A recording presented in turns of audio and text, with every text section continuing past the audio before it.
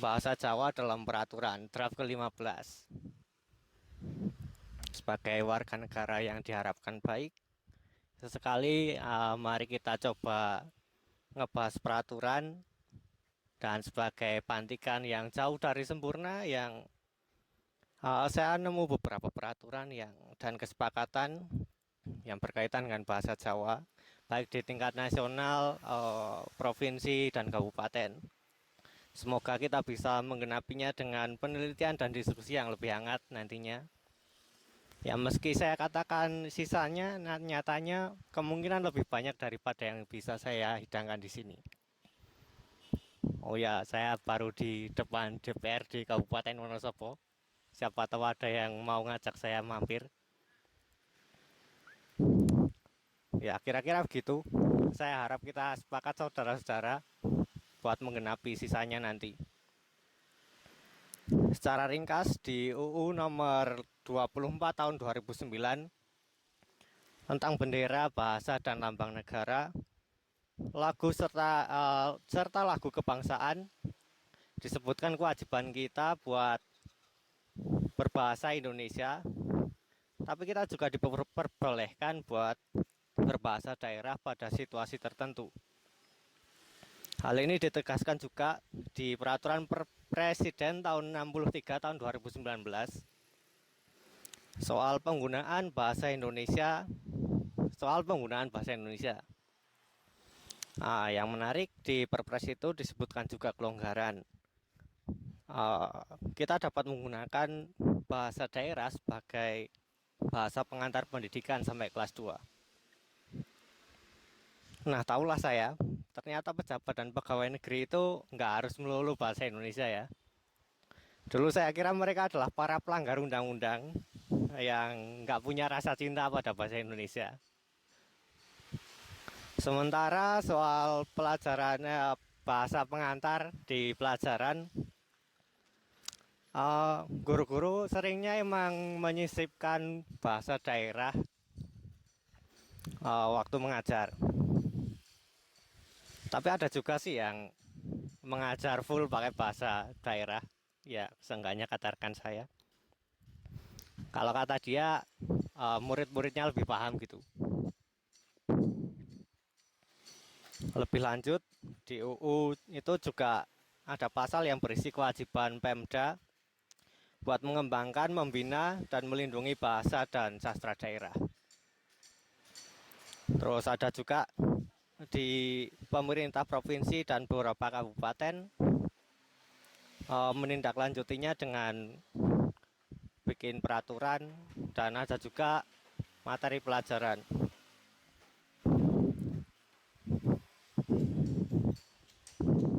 Nah, tapi soal kurikulum dan materi-materi pelajaran kita bakalan ngebahas di lain kali aja. Karena kenapa juga kita ngomongin semuanya padatin di sini. Jadi salah satu yang saya temukan adalah Peraturan Gubernur Jawa Tengah nomor 55 tahun 2014 soal perubahan Peraturan Gubernur Jawa Tengah nomor 57 tahun 2013 yang merupakan tindak lanjut dari Peraturan Daerah Provinsi Jawa Tengah nomor 9 tahun 2009 tentang bahasa, sastra, dan aksara Jawa, yang tidak lain tidak bukan mengatur soal 3 perkara tersebut.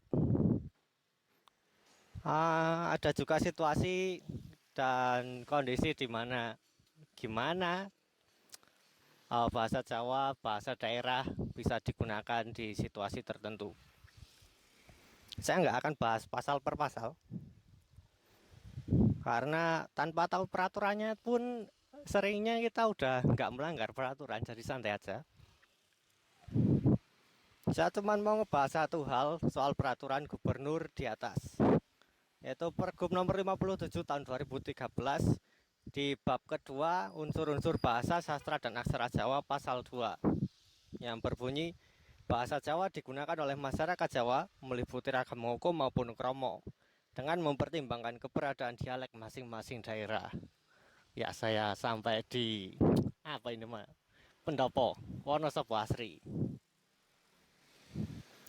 Dengan demikian, keberadaan dialek dapat dan sah digunakan buat segala komunikasi dan publikasi di daerah, di situasi non formal maupun formal, termasuk rapat, upacara, dan materi pelajaran kalau betul penerawan saya. Terus ada juga surat edaran Gubernur Jawa Tengah nomor 430/9525. Kira-kira berisi imbauan pada seluruh pegawai, lembaga, instansi di seluruh Jawa Tengah buat berbahasa Jawa tiap Kamis. Kita nggak akan menghilangkan kenyataan bahwa ada aja orang yang dan lingkungan institusi yang lancar-lancar aja, tapi potensi masalahnya udah bisa kita kenali lebih awal ya, udah sejak awal. Karena nggak semua orang yang berkepentingan pada hari Kamis bisa dan lancar bahasa Jawa. Apalagi kalau kita memperhitungkan dialek, yang mana bakalan lebih susah lagi. Rapat, ada orang berkepentingan, kesulitan bahasa Jawa, oh dudu wong Jawa, ngenjang mawon, kan nggak mungkin. Tapi rumornya ya ada aja yang ganti hari rapat, bahkan ke hari libur. Ya nggak lain nggak bukan ya buat menghindari bahasa Jawa itu. Emang problematis sih. Sayangnya saya nggak tahu seberapa berhasil atau seberapa gagal program ini berjalan. Ini kerjaan buat materi selanjutnya lagi. Selanjutnya upacara berbahasa Jawa.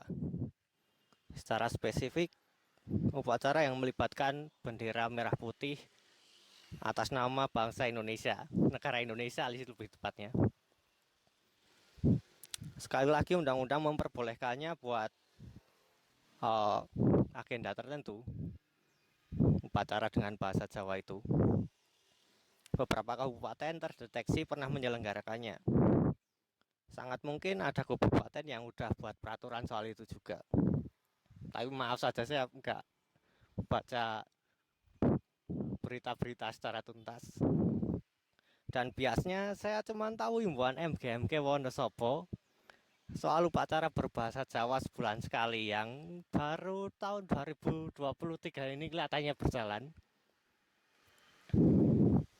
Dan soal upacara kalau emang mau diberlakukan secara rutin, saya kira lebih mudah dilaksanakan ketimbang himbauan buat berbahasa Jawa setiap Kamis. Pasalnya upacara berjalan dengan tatanan yang harus gitu, emang udah ditentukan, waktunya cenderung singkat, dan nggak semua orang harus terlibat aktif dalam komunikasinya. Yang bicara paling banyak dan materinya ganti-ganti kan paling sang pemberi amanat upacara. Para pemberi apa-apa, memberi apa-apa yang itu juga tiap upacara. Demikian juga petugas lain. Dan toh sebaiknya para peserta upacara berbaris rapi dan diam aja waktu upacara supaya tidak mengganggu kehikmatan upacara. Nah, karakter upacara itu bertolak belakang dengan kewajiban bahasa Jawa tiap Kamis ya. Karena kalau komunikasi bahasa Jawa tiap Kamis, nggak mungkin topiknya ditentukan itu.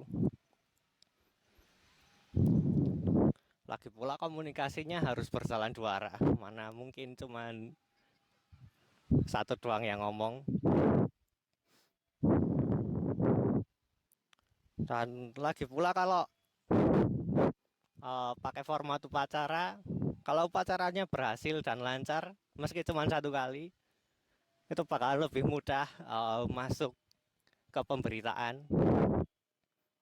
sebagai daerah yang menjunjung tinggi nilai budaya, melestarikan budaya dan sebagainya. Tapi ini lagi-lagi namun saya meragukan kecuali Banyumas bakalan ada upacara yang terselenggara dengan dialek.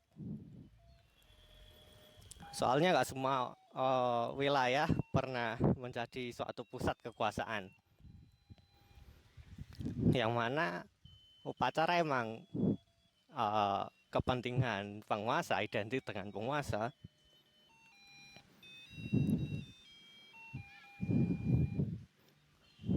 Kalau wilayah-wilayah yang nggak pernah punya atau menjadi suatu pusat kekuasaan, ya tinggal manut aja dengan kepentingan, dengan ketentuan si penguasanya. Jadi ya sekali lagi Mataraman dan alun-alun ini saya pikir juga identik dengan Mataraman sih. Gitu aja. Sampai jumpa di video selanjutnya. Terima kasih.